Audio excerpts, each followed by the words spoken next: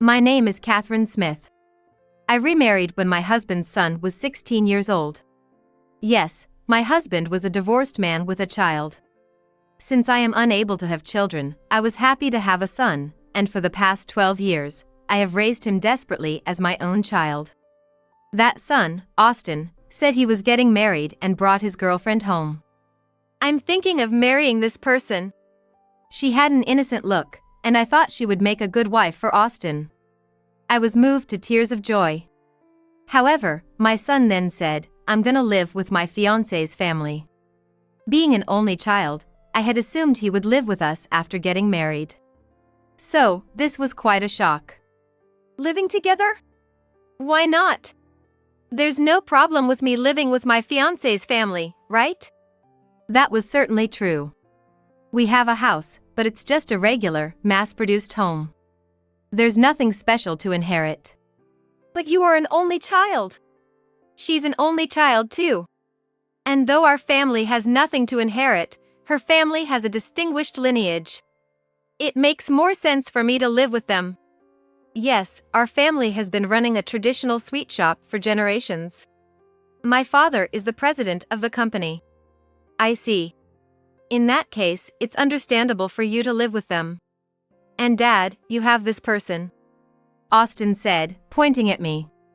Hearing this, my son's fiancée didn't get angry or say anything like what a thing to say to your own parents. Instead, she just laughed mockingly. It's okay, this person is just a stepmother. Stepmother?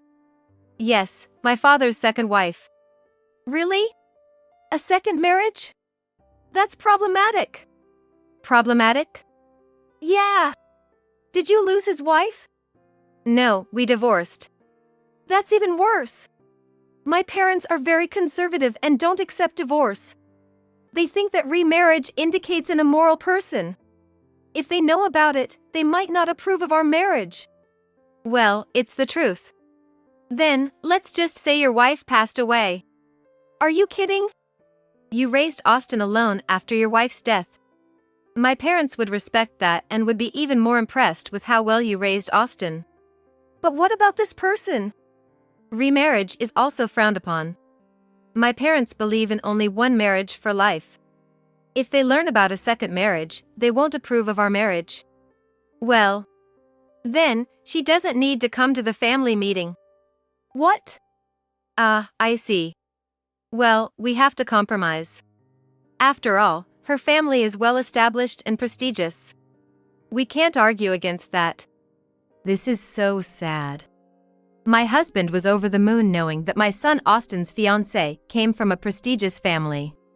He suggested that it would be best if I, as his stepmother, didn't attend the wedding. So, I guess you are definitely not attending the wedding. Right. I wouldn't want the engagement called off because of you. I've been looking forward to my son's wedding after raising him for all these years. It can't be helped, it's for the sake of our son. You can just look at the pictures later. How could you? What will we do after the wedding when we see each other? Just say you're our housekeeper. Exactly. It's not like I need you around. Plus, we'll avoid any mother-in-law and daughter-in-law conflicts. I wouldn't do such a thing. You never know. Even you. Maybe we should just divorce, you know. Divorce? Yeah. If we're divorced, the lie becomes the truth. We needed you for cleaning and cooking until now, but with May around, we don't need you anymore. Hey, you might live with them, but what about me? I'll be alone in this house. Well, maybe we should really make her the housekeeper. I don't want her acting like a parent. That's true. That's just. How can you say such things? I endured everything for 12 years because I thought of him as my own child. But from my son's perspective, I was just someone to clean and cook. What was the point of my 12 years? Was it all just self-indulgence? So it's settled then. The stepmom won't come to the family meeting. We'll say you raised Austin alone after your wife passed away. That works, right? Yes, of course. Now I can marry May with peace of mind. Yes, I'm relieved too. It's good we found out the truth before the family meeting. Otherwise, the wedding might have been called off because of the stepmother. I definitely don't want a stepmother acting like a mother-in-law. How can people be like this? It can't be helped. If you were really a mother, you'd understand. It's for the happiness of our son. If you can't endure this, you're not fit to be a parent. Is that so? Is that how it is? I felt like everyone was against me. What was I for all these years? 12 years. Enough with the 12 years, 12 years. All right, thanks for the 12 years of service. The fake is no longer needed, so don't come to the family meeting. Of course. If you come and the engagement is broken, I'll resent you for the rest of my life. What? Rejected by everyone, I was left speechless by the shock. On the day of the family meeting, it was a dinner at a fancy restaurant. Told not to participate, I watched the proceedings from a distance. So, your wife passed away early, and you raised your child alone. That must have been tough. As planned, my husband was playing the role of a grieving widower, whose wife had passed away before him. Yes, well, there were various things, but he managed to grow up somehow. Is that so? As the conversation about my husband being a hard-working man continued, a gaudy woman, resembling a bar owner, approached the table. Austin, long time no see. You've grown so big and respectable. She looked quite flashy. As she suddenly appeared, May's family was taken aback, while my husband and son, recognizing her as their ex-wife and real mother, remained silent. Who might you be? I'm this kid's real mother, call me Christy. With that, Christy took a seat and called over a waiter. Hey, add another place here. The waiter brought the food. The food here is really good. Nice choice of restaurant. As expected. What is this all about? I heard today was my son's family meeting. Since a stepmother wouldn't do, I, his real mother, came. Stepmother? What do you mean? My husband and Austin shrank, unable to speak. Christy took over the conversation. No, this must be some mistake.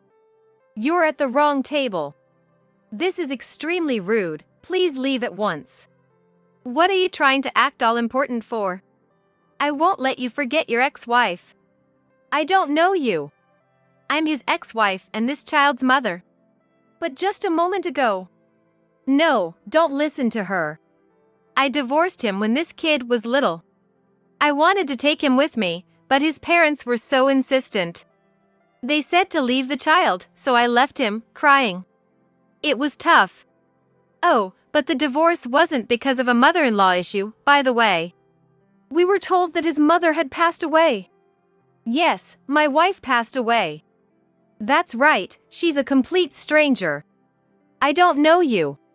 Please leave, today is an important day. Get up and leave, old lady. Hey, Austin. Calling her an old lady? Sorry, I'm shocked he turned out so rude. Are you really his mother? Of course. Then, about her being dead. It's all pretense. They probably thought it sounded better than admitting to a divorce. How ridiculous. That's the kind of ridiculous thing they would do. By the way, did you cure your gambling addiction? Christy turned to my husband and asked. In fact, he had a severe gambling addiction. I didn't know that until we got married. But since we were married and had a child, it wasn't easy to just leave.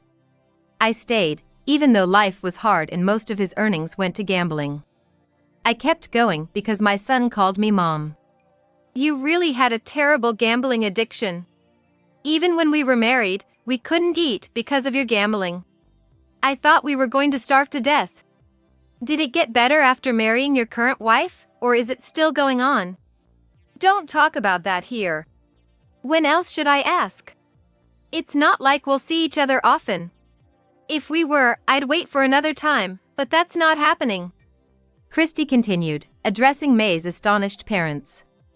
The reason for our divorce was his gambling addiction. He had a terrible addiction. I married him without knowing. It was like marrying just a struggle. My parents kept telling me to divorce him, but we had a child, so it wasn't that simple. I tried hard, but we couldn't even eat. Eventually, we divorced when the kid was small. Gambling addiction is hereditary, isn't it? Yes, there's a theory that it's hereditary. If there's a gambler in the family, 19% will develop a gambling addiction, compared to 5% otherwise. So, maybe the son will develop it too. Yeah, I've heard that too. It gets worse with debt problems. Debt? Yeah, they gamble even if they have to borrow money. That would be troublesome. So, do you have debts? Oh, but your current wife has been working hard for you, so maybe not. Hey, stop it. Today is the family meeting, you know. So what? Marrying on a lie won't last, just like our marriage. So, did you quit? That is. Ah, I see. Maybe you even married your second wife without telling her the truth. That's almost like fraud. You're really the worst. Cut it out. Have you told this kid about his father's gambling addiction? You should, or your wife might suffer when you start gambling. That is. Don't tell me you think because her family is rich, they'll cover your gambling debts. I'm worried because your father would think something that awful. I'm not thinking anything like that. Well, good if you're not. The food here is really delicious. Everyone should eat and enjoy. By the way, what happened to your parents? They passed away 13 years ago. Ah, I see. So you remarried 12 years ago. Typical, finding someone to take care of you. You can't manage the house on your own. Without a wife, it would be a total mess. Well, men usually aren't good at tidying up. Why did you even come? I didn't invite you. Maybe it was Christy's blatant behavior, but my husband finally snapped back at her. Then, without any shame, Christy brought up my name. Your second wife, Catherine, told me. What? Catherine did? Yes. Why would you and Catherine? Catherine found me 12 years ago. She said no parent would abandon their child. I was so happy back then. You never sent a single photo, but Catherine contacted me. She sent me photos of Austin growing up and told me all about him. Then she said a stepmother wouldn't do for this family meeting. She was worried Austin would feel awkward, so she asked me to come. But this atmosphere is so tense. Feels like a bunch of liars together. Are you planning to get back with Austin's dad? What? No way. Austin has a wonderful mother. And I'm remarried too. I'm not giving up my current happiness. Marrying him would just mean suffering with his gambling. I even discussed today with my husband. What kind of great mother is she? She's just a stepmother. You guys are underestimating her and you're gonna regret it. Remember, she paid for the total remodel of that old house 10 years ago. Ever wonder where the money came from? I don't know how much you earn, but if she's gone, you're the one who's gonna be in trouble. But I don't care either way. There's no way I'll be in trouble. She doesn't even work, I'm the one paying for everything. If that's what you think, then fine. Sometimes you don't realize what you've lost until it's gone. You probably don't even understand how much she's done for you, desperately trying to fix your gambling addiction. And Austin, you never know when you might develop it. May, you better be prepared, just because he hasn't yet doesn't mean he won't ever. Mind your own business. I'm different from my dad. I won't develop anything. I wonder why she even married you. She's great at cooking, perfect at housekeeping, a real paragon of a wife and mother. With such a good mother around, why did you keep quiet about being remarried? Lying that your wife had died? Your daughter said it was better that way. What? You went along with it just because she said so? Weren't you and Mom saying that while watching TV? Divorce is bad, remarriage is promiscuous. I don't remember saying that. That was while watching a drama. Oh, that was about the main character in the drama. Right, because we're both remarried. No way! You are the child from my previous marriage with my ex-husband. Seriously? But treating someone who raised you for 12 years as a nuisance, I can't let my daughter marry someone like that. You're right. Catherine is the best. She even cares about someone like me. And yet, they call her a fake mother. He's no good. She's really that wonderful? Of course. Christy then looked at me and gestured for me to come over. I approached the table, and my husband and son were shocked. Why are you here? Weren't you supposed to be at home? I got worried and decided to watch secretly. See? She's wonderful. Worrying about someone else's child. With such a wonderful mother. But I think she's going to divorce soon. What? Why? She's been worried about the child for 12 years, devoted to a husband with a gambling addiction, and then called a fake. Of course, she's going to divorce. Right, Catherine? Yes. I'm not needed anymore. But I still worry about them. Don't worry. From now on, they can live on their own. They only thought of you as a housekeeper, so you don't need to care. You should live your own life. Okay. I don't mind you leaving, but I'm not paying you any alimony. Alimony? Who do you think you are? I never expected you to pay. Besides, now I can support and even help Catherine. What do you mean? Back then, we were dirt poor, but now I'm remarried. And he's rich, the CEO of a major corporation. No way. I'm not lying. Which company? ABC Corporation, ever heard of it? ABC, isn't that a top name in the hotel industry? Yes. My husband is the CEO.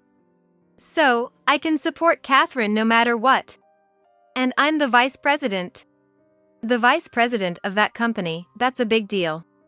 Maybe. But that's not important. So, Catherine, if you ever need anything, just let me know. But not you guys. Christy said that to my husband. Don't even ask for help. Be independent. Then, Christy pulled out divorce papers. Strike while the iron is hot, right? Here's the divorce form. Sign it quickly. I'll witness it. You don't want to drag this out. Catherine's too kind. It's okay. I was planning to leave today anyway. I signed the divorce form. Now it's your turn. No need to think about it. You wanted to turn her into a housekeeper, after all. Of course. I have no lingering feelings for such a woman. My husband quickly signed the divorce papers, perhaps out of pride. May's parents were clearly shocked to see him sign without any hesitation. They then announced, "We must decline this marriage proposal." After returning home, I packed my belongings without anyone stopping me and left the house. Christy was waiting outside and drove me to my new residence. I'm not sure if you'll like it, but I've arranged a new place for you. You can pay the rent when you're able to afford it. After all, it's our property. Later, my ex-husband and former son contacted me, angrily blaming me for the broken engagement. It's your fault the engagement was called off. If that marriage had gone through, I would have eventually become a president. I could have had an easy life. You ruined everything. Be quiet! Christy yelled as their voices came through the phone on speaker. Do you think you have the right to speak to her like that? She's the reason you could barely get by. Yet, you called her a nuisance, a fake. And now a housekeeper? She asked me to replace her because she was worried about Austin. And you turn it into a complaint? Blaming others has its limits. Well, it's still her fault the engagement was called off. If she hadn't called you, everything would have been fine. You mean you would have kept May's parents deceiving? If you really wanted to marry, it wouldn't have ended. It's because it wasn't genuine that it fell apart. Cool your heads, you idiots. Christy hung up the phone. I agreed with Christy and wouldn't have been able to say it myself without her. Grateful for her support, I ended the day on a positive note. However, a month later, they contacted me again. Is Christy there? No, she's not. Well, there was a relieved tone in my ex-husband's voice. The full remodel fee hasn't been paid. Is that so? Just pay it then. I'm no longer involved, so please don't contact me about it. Can I afford it with my salary? If you quit gambling, maybe. That's impossible. You know that as well as I do. Yes, but it's no longer my concern. How did you manage before? I supplemented it with my income. In fact, I paid for the remodel and living expenses. How can that be? You weren't working. You just didn't know, but I was working too. What were you doing? I was doing handmade crafts. All your income went to gambling. So, without you, I can't manage? You could if you stopped gambling. I can't stop, as I've told you. So, you have no intention to overcome your gambling addiction? I want to, but it's impossible. I can't go a day without it. Given his repeated insistence that it's impossible and despite claiming he wants to change, it seemed clear he had no real intention to do so. You have to try your best. Anyway, it's no longer my concern. How much debt is left? Well, it will be cleared in about 17 years. 17 years? That's impossible. Please, help me. I don't have that kind of money. Please send me some. I'm a stranger now, and wasn't I just a fake mother to your son? I can't help you. You need to handle it yourself. Please, I'm begging you. I can't even afford food. My ex-husband was pleading, trying to extract money from me. But after that phone call, Christy and I agreed that being firm was the best way to help him. If I coddled him, he would never change. I firmly cut off my ex-husband's pleading and ended the call. 6 months later, I heard that my ex-husband, who somehow managed to maintain his lifestyle, ultimately couldn't stop gambling and had to let go of the house. Austin, seeing his father so consumed by gambling, developed a gambling addiction himself. The two of them got deeply hooked on gambling, frequently visiting casino, ostensibly to increase their living expenses. This only worsened my ex-husband's gambling addiction, and he finally quit his job. Consequently, they couldn't even afford the basic living expenses. Despite living in a cheap apartment, their inability to pay rent due to gambling led them to become homeless, resorting to hotels. Soon, they couldn't even afford the hotel fees and ended up at loan sharks. Borrowing money to keep gambling, chasing the dream of a big win. However, as their debts grew out of control, they tried to contact me again. Anticipating this, I had changed my phone number so they couldn't reach me. In desperation, they contacted Christy, but they had no chance of getting any money from her. With the cold season coming, they were found huddled together in a corner of a park, unable to afford even the hotel fees. Meanwhile, I kept working on my passion for handmade crafts. Thanks to my perseverance and Christy's support, I managed to pay my rent, and eventually, I opened my own store. My crafts began to attract more customers, and my store became very successful. Now, every day I create products filled with dreams for my many customers.